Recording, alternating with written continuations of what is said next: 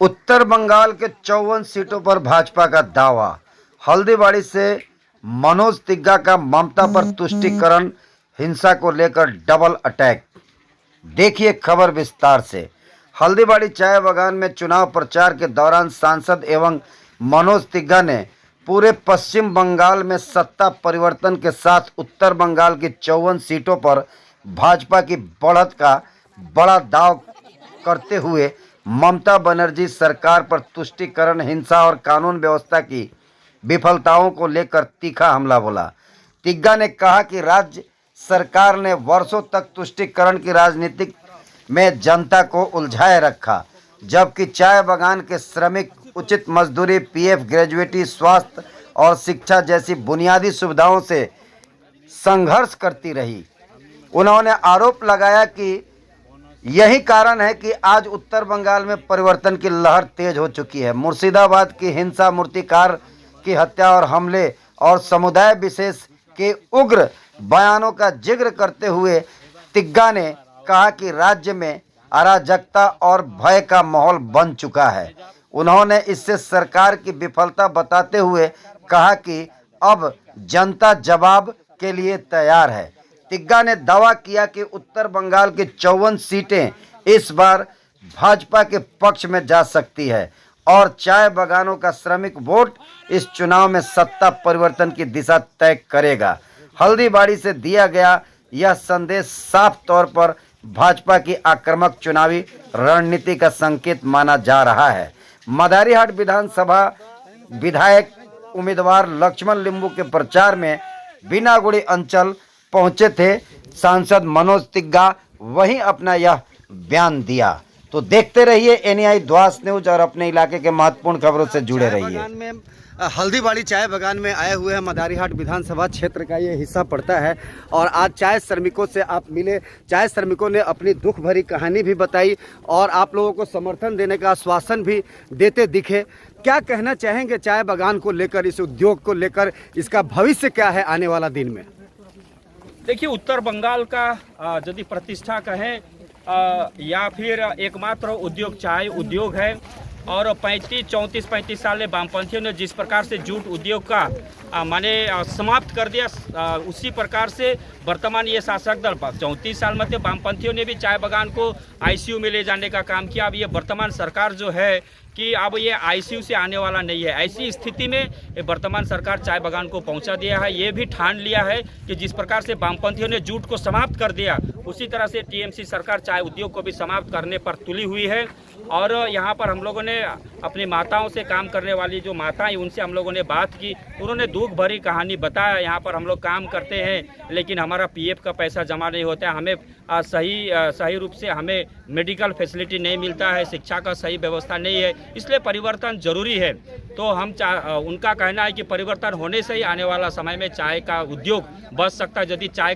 यदि परिवर्तन नहीं हुआ तो जिस प्रकार वामपंथियों ने जूट उद्योग को समाप्त कर दिया, उसी प्रकार ये टीएमसी सरकार भी आने वाला समय में ये चाय उद्योग को समाप्त कर देगी। कहा जाता है कि बहुत सारे बुजुर्ग लोग आज भी कहते हैं, विद्वान लोग, कि बंगाल जहां सोचता देश जो करता था उससे पहले बंगाल के लोग सोच लेते थे और जो करता है बंगाल बाद में देश करता था।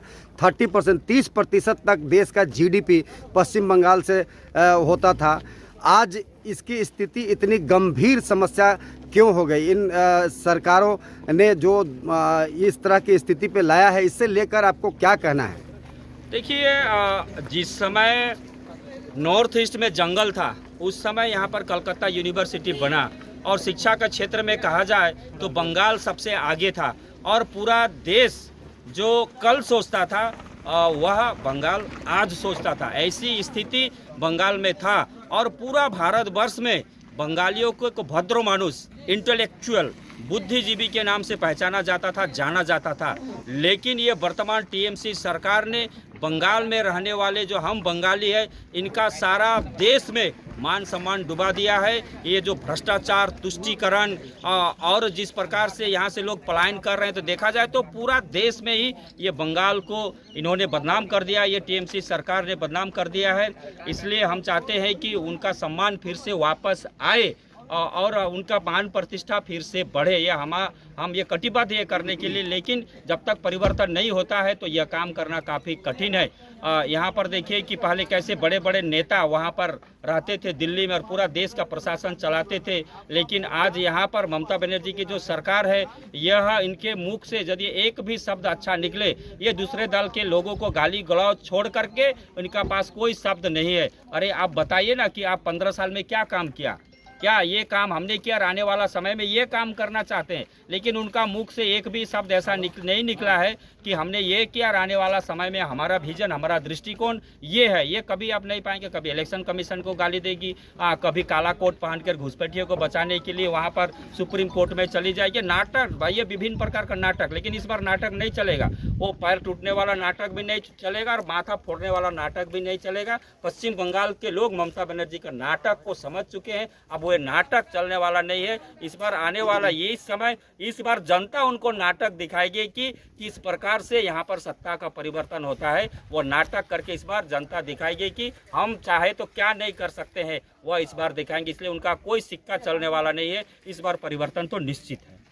अब जैसे देख रहे हैं मुर्शिदाबाद में जो घटना हुआ, एक सीपीएम करने वाले 2 व्यक्ति के वो केवल मूर्ति बिक्री करते थे और मूर्ति का पूजा जो है जो लोग करते हैं, वक्फ बोर्ड के आंदोलन के नाम पर दोनों बाप बेटे को मार दिया गया। जो वाम फ्रंट करते हैं, सीपीएम करते हैं, वो लोग को कोई धर्म से मतलब नहीं है, सेकुलर अपने आप को बताते हैं। और फिर इस तरह का घटना उनके साथ जो हुआ, इसको आप किस परिप्रेक्ष्य में देते हैं? कानून व्यवस्था की क्या स्थिति है? देखिए, सीपीएम तो सबसे बड़ा धर्मनिरपेक्ष दल है। वो बोलता है कि हम लोग तो धर्म मानते नहीं है, लेकिन धर्म के आधार पर ही उनका कार्यकर्ता का वहाँ पर ये हत्या हुआ है कि नहीं। तो इसलिए हम यदि भारतवर्ष में यदि ओरिजिनली प्रत्यक्ष रूप से यदि कोई धर्मनिरपेक्ष सेकुलर पार्टी है तो Bharatiya Janata party secular party है, धर्मनिरपेक्ष पार्टी। मैं आपको उदाहरण देना चाहता हूँ। आज जो बगान में पानी का कनेक्शन दिया जाता है जल जीवन मिशन के माध्यम से, वो क्या धर्म के आधार पर देख के कि आप क्रिश्चियन हो, आप हिंदू हो, आप हिंदू को मिलेगा, क्रिश्चियन को नहीं मिलेगा, मुस्लिम को नहीं मिलेगा, किसी को नहीं मिलेगा। आज प्रधानमंत्री आवास योजना के माध्यम से सबको घर दिया जाता है। ये पूछा जाता है कि तुम्हारा नाम सीता है कि तुम्हारा नाम नगमा है कि तुम्हारा नाम ये है, पूछा नहीं जाता है। सबको प्रधानमंत्री आवास योजना के माध्यम से घर दिया जाता है। आज प्रधानमंत्री उज्ज्वला योजना के माध्यम से फ्री में गैस का कनेक्शन दिया जाता है। वहाँ पर क्या धर्म के नाम से दिया जाता है? पूछा जाता है कि आपका नाम राधा है कि आपका नाम समीम है कि आपका नाम क्या है? सभी को दिया जाता है। आज उत्तर प्रदेश में योगी जी जो घर दे रहे हैं, वहाँ कभी भी धर्म के आधार पर नहीं दिया जाता है। जो गरीब है वो गरीब के सर के ऊपर में हम छत देखना चाहते हैं, सभी को दिया जाता है। हमारा स्पष्ट वार्ता है कि विकसित भारत 2047 जब तक समाज का विकास नहीं होगा, जनता का विकास नहीं होगा, नागरिक का विकास नहीं होगा, तब तक देश का विकास नहीं हो सकता है। तो विकास के क्षेत्र में कहीं ना कहीं पश्चिम बंगाल पिछड़ा हुआ। हमारे प्रधानमंत्री सब समय बोलते हैं कि जब तक उत्तर पूर्व का विकास नहीं होगा तब तक हम विकसित भारत नहीं बना सकते हैं। इसलिए विकसित भारत बनाने के लिए विकसित पश्चिम बंगाल होना जरूरी है। इस दृष्टिकोण से, इस परिप्रेक्ष्य में भी यहाँ पर भारतीय जनता पार्टी का सरकार बहुत जरूरी है। और जहाँ तक जीडीपी का बात है, जीडीपी तो उस समय कितना था, बंगाल का सबसे बड़ा भूमिका था, लेकिन जो वामपंथी के समय में 1,92,000 करोड़ का ऋण था यहाँ पर बंगाल में, ये 15 साल में ये वर्तमान टीएमसी की सरकार ने ऋण का जो अमाउंट है, जो मात्रा है, उसको बढ़ा करके 8 लाख करोड़ रुपया कर दिया है। तो यहाँ पर बच्चा जन्मते के साथ ही वो ऋण लेकर पैदा होता है यहाँ पर। ऐसी स्थिति में यहाँ पर ममता बनर्जी ने यहाँ पर पहुँचाया है। आप देखिए 15 साल में एक भी उद्योग आया है तो आप बता दीजिए। बीजीबीएस होता है, बीजीबीएस माने बंगाल ग्लोबल बिजनेस समिट, वहाँ पर किसको पकड़ के ला करके बिठाया जाता है और बोल देते हैं कि इस बार 2 लाख करोड़ का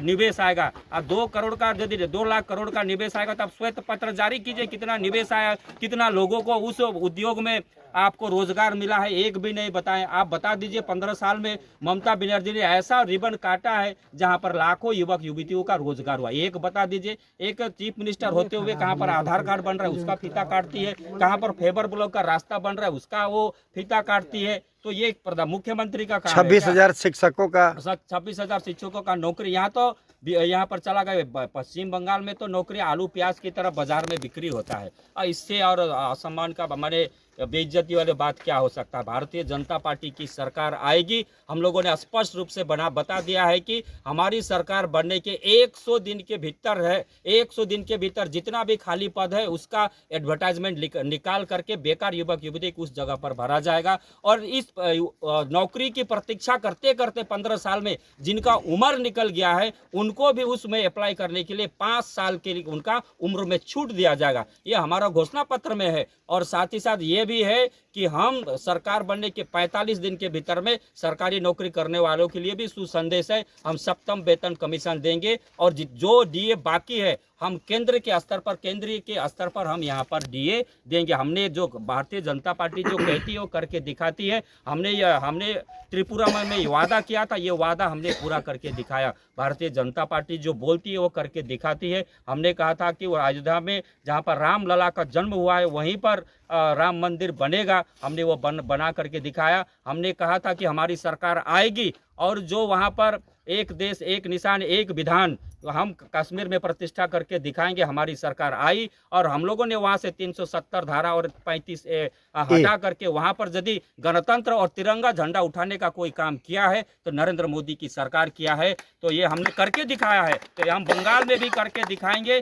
और यह राष्ट्रीय सुरक्षा के दृष्टिकोण से बंगाल क्या है ना, यह बारूद की ढेर पर खड़ा है। यदि यहाँ पर सरकार परिवर्तन नहीं होता है तो आने वाला दिन में खतरा का घंटी हो सकता है। इसलिए राष्ट्रीय सुरक्षा के परिप्रेक्ष्य में भी, उस दृष्टिकोण में भी यहाँ पर भारतीय जनता पार्टी का सरकार आना जरूरी है। ऐसे तो आना ही चाहिए, यहाँ पर आएगा है, लेकिन देश को बचाने के दृष्टिकोण से भी यहाँ पर भारतीय जनता पार्टी का आना बहुत जरूरी है। अच्छा, एक सवाल और है यहाँ पर, तुष्टीकरण की जो बात आप कर रहे हैं कि मल्लिकार्जुन खड़गे इतने बड़े नेता है, असम के अंतिम प्रचार के दिन उन्होंने कहा कि नमाज जो पढ़ते हैं वहाँ अगर कोई जहरीला सांप आता है तो उस जहरीला नमाज को छोड़कर जहरीला सांप को मारिए, और नाम लेते हैं भाजपा और बीजेपी को। तो क्या एक वर्ग को भड़काया जा रहा है करोड़ों कार्यकर्ताओं को मारने के लिए? देखिए, मोदी जी ने सारा देश में जिस प्रकार का विकास का माने बाढ़ आया है, उनके पास कोई मुद्दा ही नहीं है। जो भी विरोधी दल, जो भी विरोधी पार्टी है, यदि आप सर्वभारतीय स्तर पर देखें, ना ही सपा के पास कोई मुद्दा है, ना बसपा के कोई मुद्दा है, ना ही डीएमके के पास मुद्दा है, ना एआईडीएम के पास कोई मुद्दा है, ना ही टीएमसी के पास और ना ही कांग्रेस के पास कोई मुद्दा है। उनके पास ये तुष्टीकरण की राजनीति या लोगों को भड़काने उकसाने के अलावा इनके पास कोई मुद्दा नहीं। क्योंकि मोदी जी ने ये 11-12 साल में जो काम किया है कांग्रेस ने 70 साल में नहीं किया है, 70 साल में नहीं किया है। वो काम आज मोदी जी करके दे रहे हैं, तो इसलिए उनके पास कोई मुद्दा नहीं। यहाँ तो ममता बनर्जी खुलेआम बोलती है कि मैं एक विशेष संप्रदाय के लोगों को 1 मिनट के लिए छोड़ दूं तो हिंदू समाप्त हो जाएगा। तो एक संवैधानिक पोस्ट पर बैठे हुए लोगों की भाषा इस प्रकार की हो सकती है? आप किसे डराने की कोशिश कर रहे हैं? यहाँ पर बसवास करने वाले जो बहुसंख्यक हिंदू है उनको डराने की बात कर रहे हैं। जब मुगल हजारों साल शासन किया, वहाँ पर हिंदू को परिवर्तन करने नहीं सका, यहाँ पर अंग्रेज यहाँ पर शासन किए, वे कुछ परिवर्तन नहीं कर सके, तो ममता बनर्जी यहाँ पर कुछ नहीं बिगाड़ सकते। आप जितना भी उकसाइए, यहाँ पर भारतीय जनता पार्टी की सरकार बनेगी और बहुमत के साथ में बनेगी।